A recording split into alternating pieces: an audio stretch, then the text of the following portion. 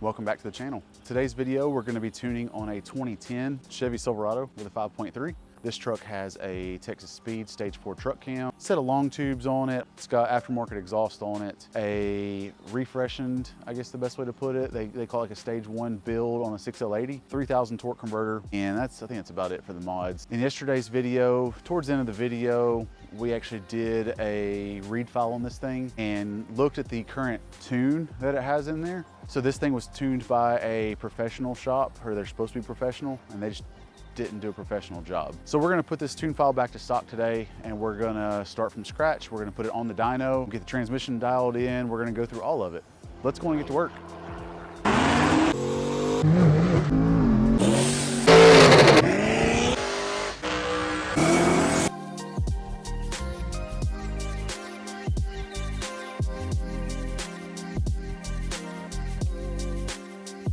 All right, going to the truck now.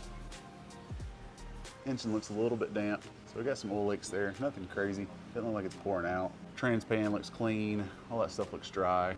Exhaust is leaving a little bit to be desired. I mean, it's not terrible. These trucks, I mean, if y'all don't know this, Speed Engineering offers a Y pipe or even the X pipe for this front half where you don't have to do anything custom like that. So we'll have a little bit of power loss with these crush bins in the smaller diameter, but that'll be okay. It's got an X pipe. So it's got some flow masters back here.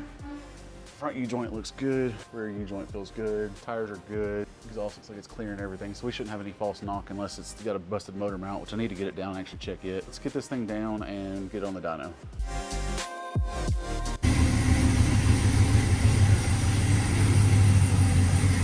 We're up on the dyno, loading my base file in. Right now we are in open loop. Let me make sure this thing doesn't have any stagnant long-term fuel trims from where we were at before. Okay, no, we're good. Just check the motor mount. Motor mount is broken. I'll just try to see if I can catch a glance of it. I'm just gonna take it with my phone.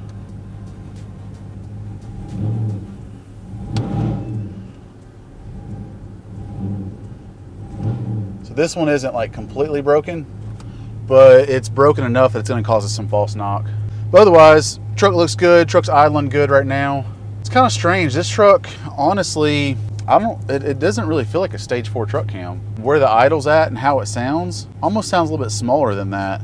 But I mean, Texas Speed stuff, it's kind of been hit or miss. Like I've had some of their Stage 4 cams not really hit hard at all. They didn't really chop like crazy, and I've had some of them that did, so who knows. Dyno is in vehicle simulation mode right now, so we're just gonna go ahead on and drive it.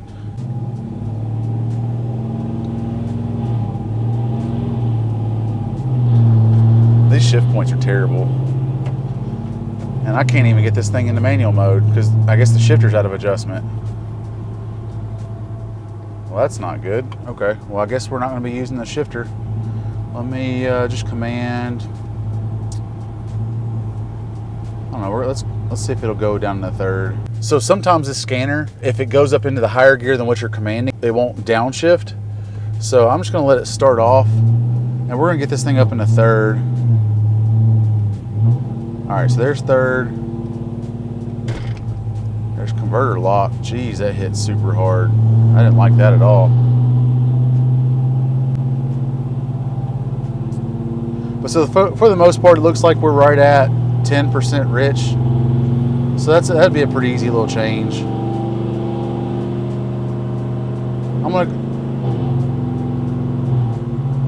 The scanner just kicked me out.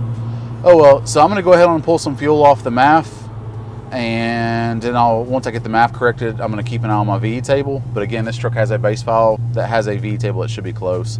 Let me show you what my VE table looks like now. So this is the VE table that I'm working with now. So all my coefficients and everything are set up to where the table is actually pretty smooth. You can see where the VE table is showing it's gonna have a torque dip, which they will with the larger camshaft. And there's going to be a bunch more airflow available up top, so the VE table is going to reflect that. So I'm going to go in and pull some fuel off this MAF, and we're going to go ahead on and do some rips. Made the MAF adjustments. Again, I just pulled 10% off the whole board. Also ran through the trans where it was short shifting super early and stuff. I went ahead on and just used the Blue Cat tool like I showed you guys in my 6L80 video. Went ahead on and ran through the Blue Cat tool, going to get it set up to where the shift point should be much, much closer. So it looks like commanded EQ versus actual is pretty close. VE table is somewhat in the ballpark. It actually I mean, the truck looks like it wants more VE than like even like the V table that I used is like my normal like Truck Norris / BTR stage 3 kind of V table, and it looks like this camshaft that's in this truck is more efficient than that at idle, which is usually a sign of it's making more torque at idle, which means maybe it's a smaller camshaft, or maybe they just have a really efficient lobe. I don't know. That part's kind of strange. But anyways, let's go ahead on and drive this thing. I really wish I had manual mode in this truck right now. I almost want to like slide under there and see what it would take to adjust the shift cable.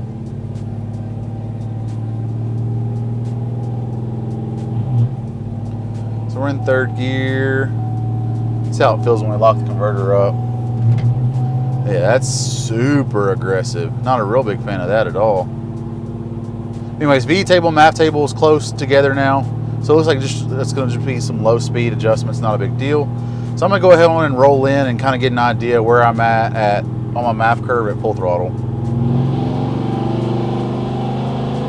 Looking kind of lean right now.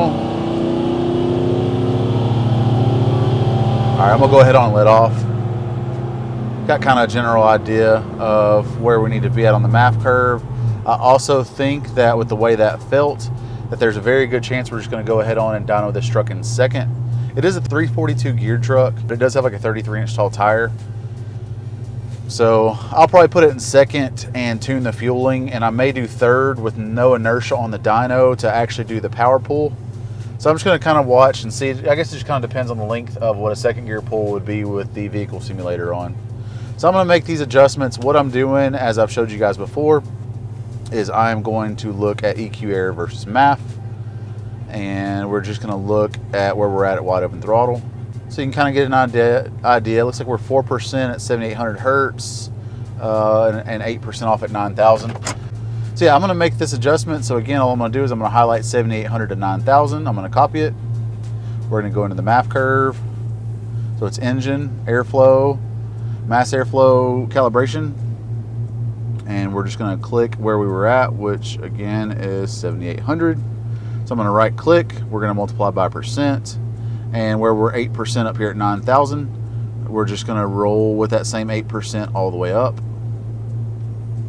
So multiply 1.08, and then I'm going to kind of bring this down. So we were 4%, so let's do 3%, 7,500. Let's do 2%, 7,200. Let's do 1% at 6,900, and then I'm going to interpolate between horizontal bounds, and then we'll pull up our 2D table and look at what our MAF curve is looking like currently. And then, as I've told you guys before, the truck MAFs seem to nose over right in this area. That's 100% normal, but you can see overall we got a pretty solid looking curve. So I'm going to save this file as, call it mod 2, and I'm going to load this thing in. All right, MAF changes have been made. We're going to go ahead on and get this thing back rolling in vehicle simulation again. Again, this time I'm going to use second gear. So we're in second, commanded second. Man, that converter hits so hard. I'm going to have to try to get that figured out. I haven't made any adjustments. It's on the factory torque converter schedule, but I mean, it slams in. All right, let's do a pull.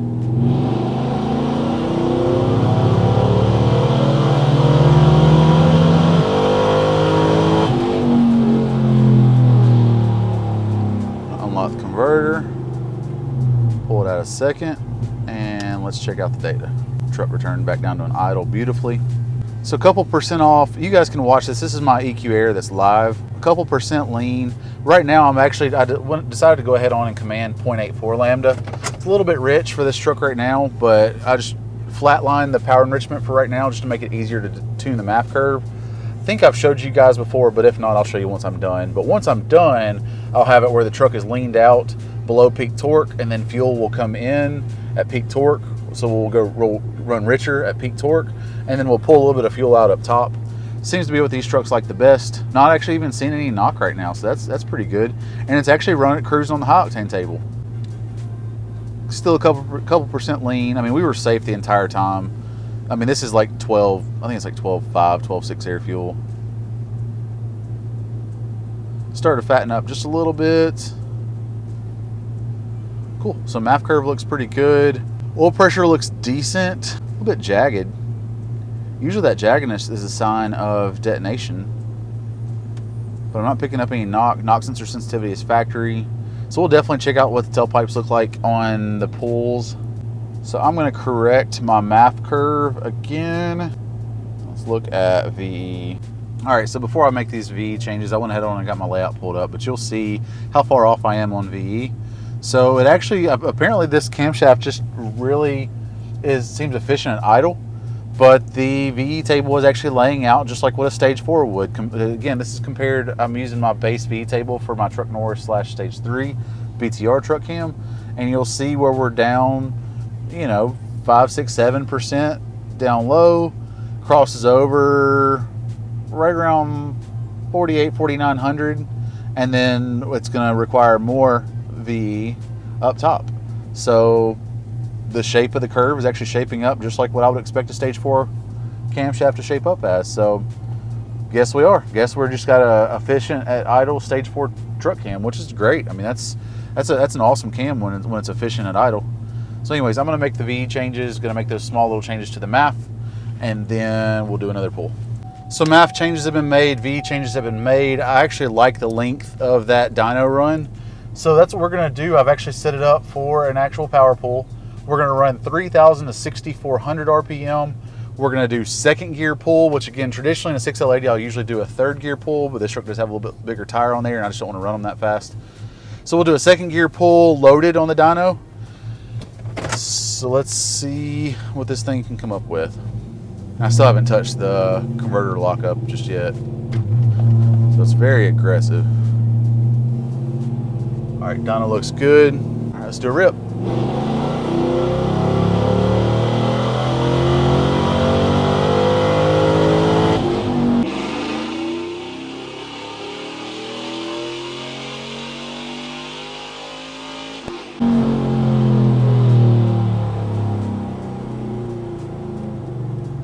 Dyno stopping, converter's unlocked.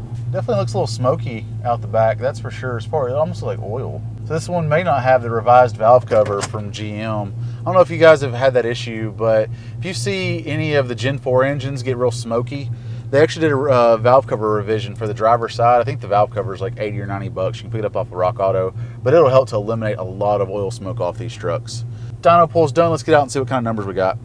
Oh, this one's actually pretty decent. So 309 horsepower, 282.3 foot-pounds of torque. Again, guys, this is a Mustang dyno. So this is 10% low, which is gonna put this truck right around 340 wheel or so on a dynojet. That's pretty impressive, especially with these tires. They're LT base tires, they're pretty heavy, and they're 275, 70, 18, so like a 33-inch tall tire. So definitely not bad, that's definitely impressive. Let me pull up the trace. So there we go. So, and I lifted right at 6,400. Looks like we found the power peak. So I'm actually probably gonna have the truck shift at 64 because we can get a little bit past the power peak because obviously we're still making good power up here, and that way it falls back in a better spot. Well, good deal. Let's get inside the truck. Again, I'm gonna review the video out the tailpipe and let's look at the data log itself. Back up in the truck, gonna review this data log from the first dyno pull. It's an actual power pull. So we come in right around 20 degrees or so. 83 lambda, so a little bit richer than what I'm gonna run it once we're done. Looks like we're pretty much 83, 84 lambda across the board, so definitely really close on the MAF. VE numbers are also pretty close. Looks like right before peak torque. Need to put a little bit more on VE side, and I guess I went a little bit too far down low. Up top, still looks like it needs a little bit.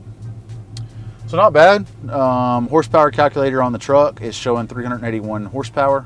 So just so you guys know, the horsepower calculator, I can do a quick little video on it. I'm not gonna do it in this video, but I can do a quick little video on it. It's basically just me taking torque and RPM, and I've done a user math to get this. So it's probably about right, 381 flywheel horsepower, where, you know, obviously we're showing 309 on the dyno, which like I said works out to 330 to 340 on a dynojet. This is probably a little bit off. I feel like the truck's probably doing a little bit better than that at the flywheel, but anyway, so I'm gonna make these small VE changes. Let's see where we're at on MAF curve. Let's start data off right about there. Yeah, I mean, nothing bad. I got to pull just a touch of fuel off right around peak torque, nothing crazy. I'm gonna do that. I'm gonna go ahead on and I'm gonna mod the MAF data. I'm gonna adjust the VE data, and I'm gonna go ahead on and set up the power enrichment table for what I'm gonna do as a final. It'll end up being like, I don't know, I'll probably do like 86 lambda down low, and then we'll probably cruise up to 84, and then I'll probably pull some back out after peak torque. I'm also gonna go ahead on and look at this video of the pull. You guys already saw it. So I'm gonna look at it because like I said, there was a lot of oil smoke. We wanna make sure there's no detonation either. And if there's no detonation, we may try to put another degree in it to see if it picks up. I kind of doubt it because like I said, this is usually where the trucks fall in line. Now again, we're gonna be developing the high octane table. I'm assuming with as happy as this truck is right now, it's probably on 93 octane, but our high octane and low octane tables will be calibrated. That way he could run either fuel, tow, do whatever he wants to do. So anyways, I'm gonna make those changes and I'll get back with you guys and we'll do a second dyno pull. V changes have been made, just made some slight ones. MAF curve has been slightly tweaked. Just trying to get it as perfect as I can. You're never gonna get it 100% perfect, but if I can realistically be within 1 or 2%, really even closer to 1% at wide open throttle, that's gonna be my ideal situation. I did add a degree of timing from peak torque up, and I actually put a couple degrees in down low off the hit, because with this camshaft, with the way the torque curve is shaping up, it may actually like a little extra timing down low from the lack of torque. So let's go and do a pull.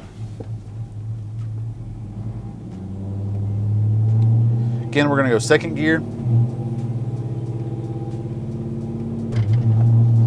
Still haven't touched the torque converter settings. I'll probably end up just doing that on the street. Dyno's ready to go. Again, we're going 3,000 to 6,400. Let's let her rip.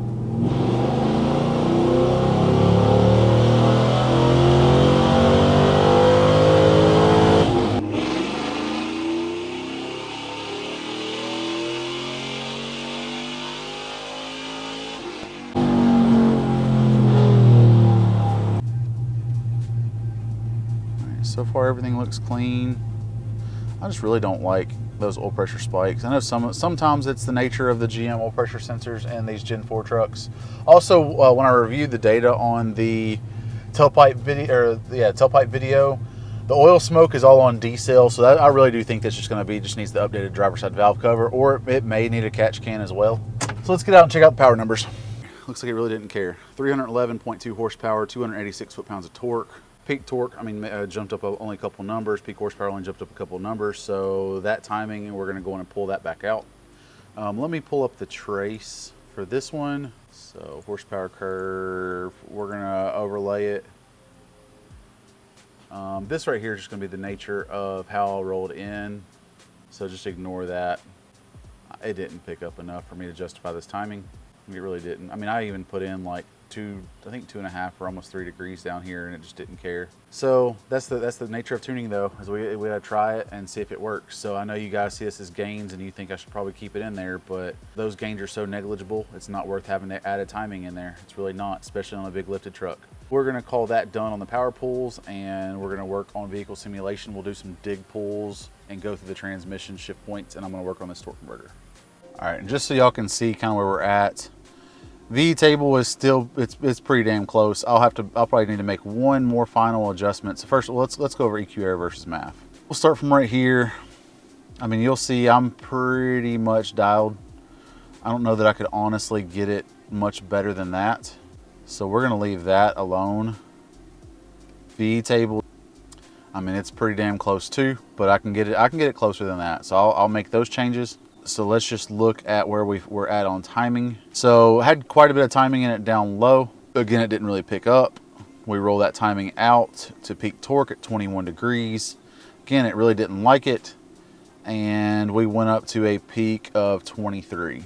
So if y'all notice, manifold air temp is killer on this truck. This truck, again, has a stock airbox on it. So you guys that are doing these crazy intakes, you really don't need it. We're at 95 kPa at wide open throttle, which is really going to be more so throttle body size as it is going to be airbox. And when we come in on the hit and we're 98, 99, it's a little bit warmer here today. This truck's really not dropping manifold vacuum too terribly bad, especially, not for a truck engine for sure. Either way, you can see, if you guys are curious, like on the V stuff, you can see this light blue line and the orange line. That's MAF versus VE, so you can see how they follow each other all the way up. And if you notice that, that's also how the horsepower goes up as well. That pull, it's showing me a peak of 386 flywheel, which again is probably pretty damn close. Yeah, all in all, everything looks good. Oil pressure looks good. Again, I don't like this jaggedness, but we've got good oil pressure. I think I almost feel like the jaggedness got worse as I added that degree. So it could be a sign of some detonation. Again, if you guys haven't seen my other videos, me talk about it, but oil pressure fluctuations like that, when it detonates, you're actually kind of squeezing on the rod bearing. And so as you're doing that, your cushion of oil is actually moving around there, and it can cause some fluctuations on oil pressure. So this, with a GM oil pressure sensor, you're never going to be able to get them perfectly smooth. But when I see the little spikes like that get more aggressive when I put timing in there, that tells me that we're in the early signs of detonation. So that's why we're pulling that timing back out. But anyways, I'm going to go ahead on and pull the timing back out just to make those final little changes, like the little V change. And again, I'm not touching MAF curve. And I'm going to get the dyno over in a vehicle simulation, and we're going to go and start doing some dig pulls and try to get the shift points dialed in. All right, and I just want to show you guys the importance of having your airflow model, injector data, and all the fuel flow stuff correct. So again, y'all saw the 386 horsepower on the laptop. Let me show you what the dyno shows for flywheel power. See, it's kind of cool whenever they're actually calculating everything up the same. That's whenever all the data is correct, everything's happy. Dyno is now set to vehicle simulation mode. We're gonna go on and do an actual dig pull, and I'll probably have it do the 2-3 shift. I'm not gonna take it any farther than that. So the truck should be able to get up to, I don't know, like 80 mile an hour or so. So anyways, we're gonna go on and drop this thing into gear. And I'm actually going to kind of stall it up a little bit, like we're gonna do an actual drag strip pull.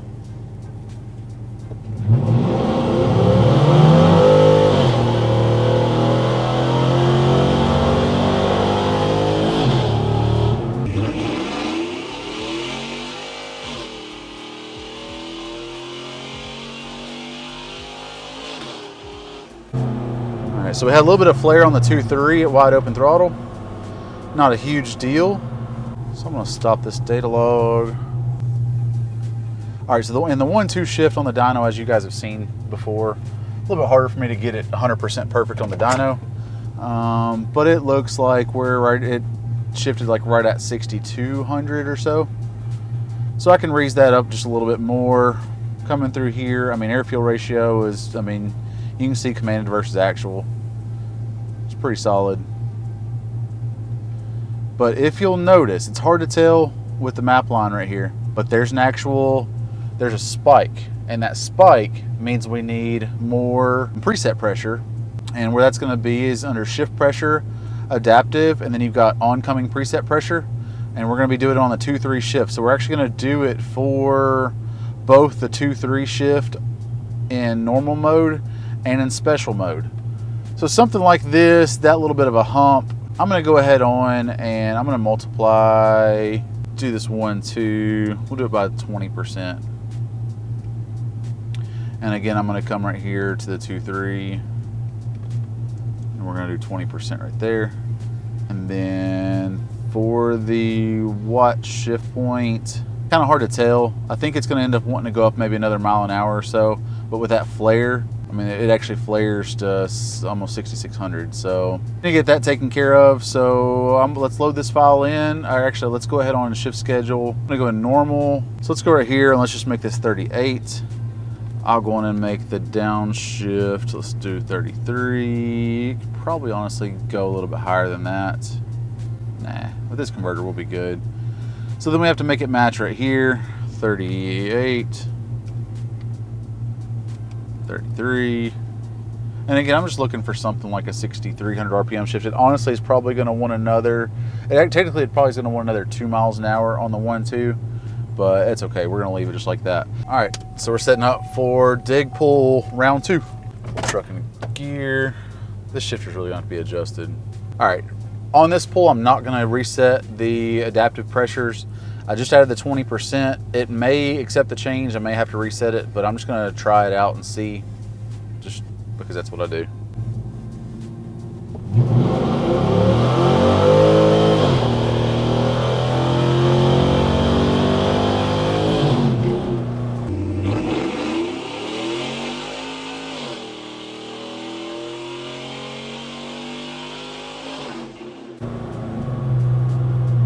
All right, showed a touch of knock up here. Not terribly concerned. Again, the whole point of us tuning like this is it's supposed to burn down to the low octane some if it needs. 1-2 shift, I'd say that's gonna be pretty solid. I'm actually happy with that. But the 2.3 still had that flare. While I've got you guys still here, let's actually go ahead and reset the adaptives. Because again, I added pressure and did not reset the adaptives. So let's just reset them. No changes made. Truck hasn't even been shut off. And do another rip.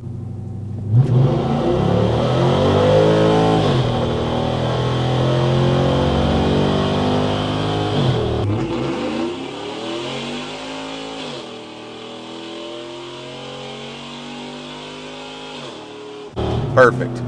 So if you notice, I mean, the first time we didn't do the adapt reset. The second time, obviously, we did. So anytime you make a aggressive change, you don't always have to reset the adaptives, but y'all can see how drastic that was. So if you remember in the log, how we had that big spike right here, where the truck was flaring the 2.3, it's gone now. So 1.2 was ripping through. Again, we're on the dyno, so I'm gonna ignore this 1-2 shift. I'll check it on the street, but I think this 1-2 shift's gonna be perfect. So we can actually, I can raise the 2-3 shift now. You can see we're at 6,200, so we can go up a little bit higher than that. But we don't need to do any more oncoming preset changes. Now I already had them tweaked slightly from factory. That was just based off my experience. Again, I've showed you guys how to adjust this stuff, and obviously we're adjusting on it even still now. So I'm gonna move this shift point up.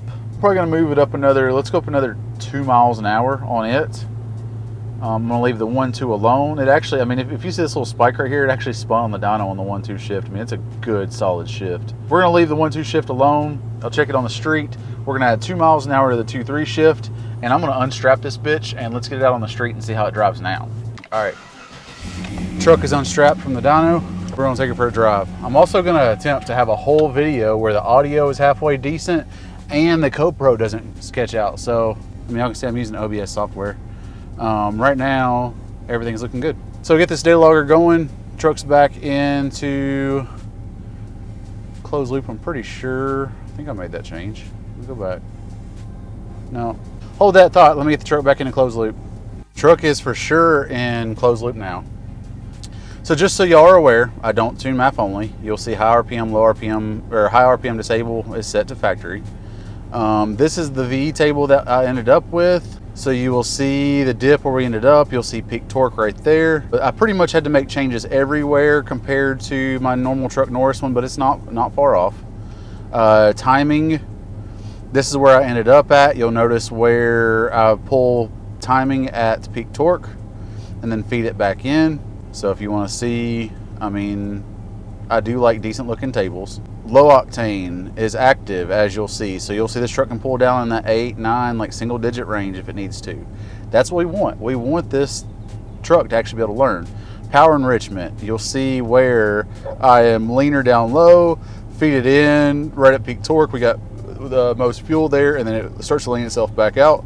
So I said this truck is completely set up just like how I would anticipated GM to have set it up. Now GM obviously will run them the power enrichment richer, and that is due to sustained loads. You know, they have to make sure that these trucks can really drive and tow and do whatever they need to do without ever having component failure. So if this truck, I mean, if I knew for a fact he was gonna tow 10,000 pounds and hold it on the floor all the time, we would richen it up even further.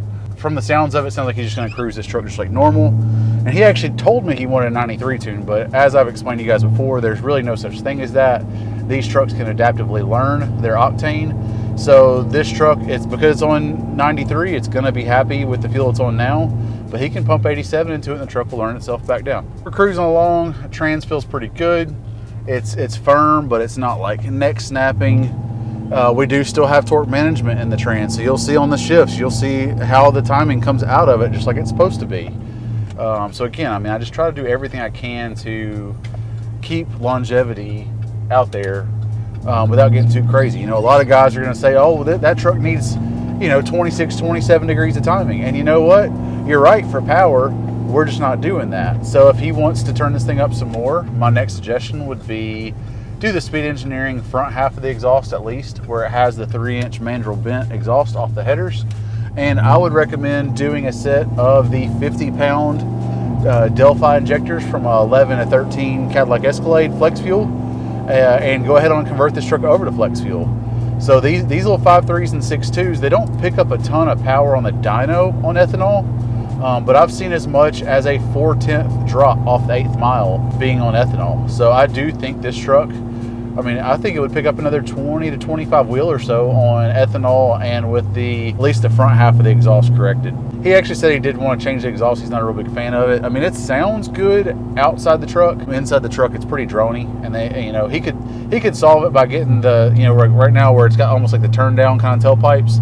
If he were just to bring them out the back, that would help some, or just getting rid of those Flowmaster mufflers, because Flowmasters just drone like crazy. Another thing he could do to eliminate drone, if he wants to keep the Flowmasters, is you can actually add like vibrant flex pipes into the exhaust, and that will help to eliminate drone. I don't know if you guys watch LT's channel or not, but he actually even did a video based off of my recommendation on his Topo truck. He was able to eliminate drone by adding some flex pipes. Just helps pull the harmonics out of the exhaust. It's kind of like how Ford hangs weight off their exhaust sometimes. That's literally for harmonics. Driving around, truck feels good. Closed loop fueling is reasonable. I will probably make some minor tweaks to it. Again, the lower part of the MAF, it's really hard for me to steady state to the manner where I tune the entire MAF curve open loop. I'll do the lower half in closed loop. A lot of guys, will say that, hey, wide bands are better. And no, wide bands are better at wide open throttle, but narrow bands are actually really good at maintaining stoic when cruising around. That's the reason why manufacturers run them. They're actually really, really efficient oxygen sensors. So I don't mind trusting them whatsoever. All right, let's do a rip.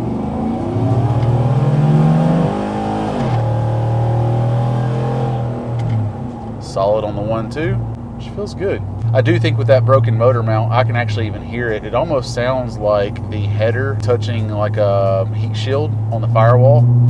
So a motor mount should solve that. This one's not as broke as a lot of them are. I'm gonna get over to a parking lot, make some closed loop adjustments, double check VE table, just go over it and solidify this tune for the final rendition.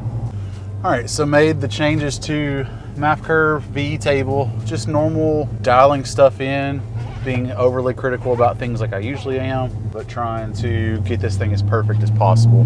So we're gonna drive it again. I have not got up fast enough to feel how converter lockup is. So what I did do is I delayed the torque converter engagement to a higher RPM in hopes that it's not as aggressive. That's what we're gonna do now, is I'm gonna pull out, and we've already checked the 1.2 shift, so all that's good. So now we're just gonna cruise the truck some more. And I mean, we should basically be done. If you hear how the shifts are, there is torque management in there, as I already explained.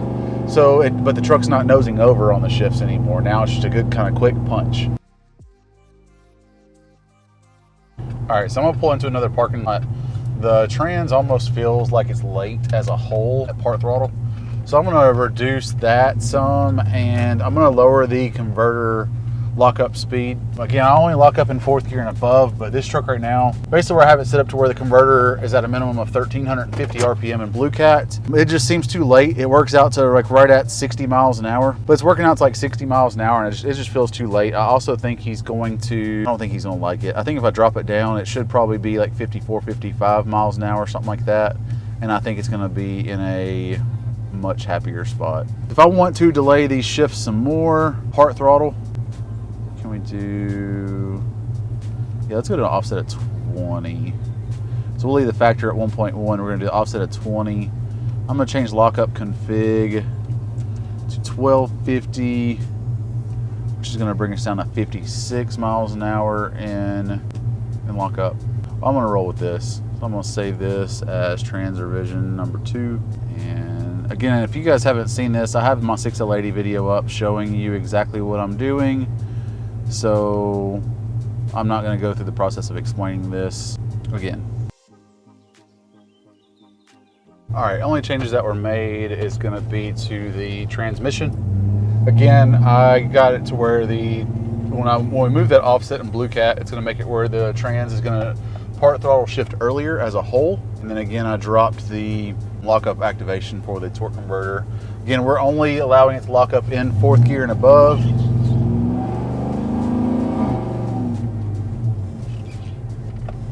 That's basically my way of doing it. I don't mind. Sometimes I'll actually do the acceleration lockup where we'll be like, it'll lock up in 3rd or 4th under acceleration. But this truck's got an aftermarket trans cooler on it. So the truck will be smoother without that, and it will also be a lot easier on the torque converter that way.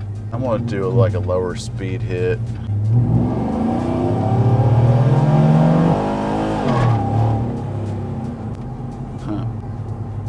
It barked the shit out of the 1-2 shift.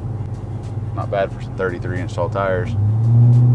All right guys, so that wraps up the video on the 2010 Chevy Silverado. So in tomorrow's video, we're gonna be tuning on a cat eye that's got, I believe, a truck Norris camshaft, aftermarket injectors, long tubes, stuff like that. So that'll be in tomorrow's video. Hope you guys took away something new from today's video. I'm trying to be thorough with you guys while also not having a 4-hour-long video.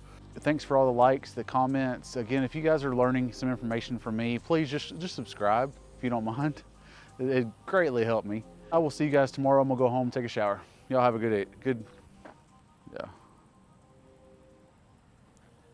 Y'all have a good night.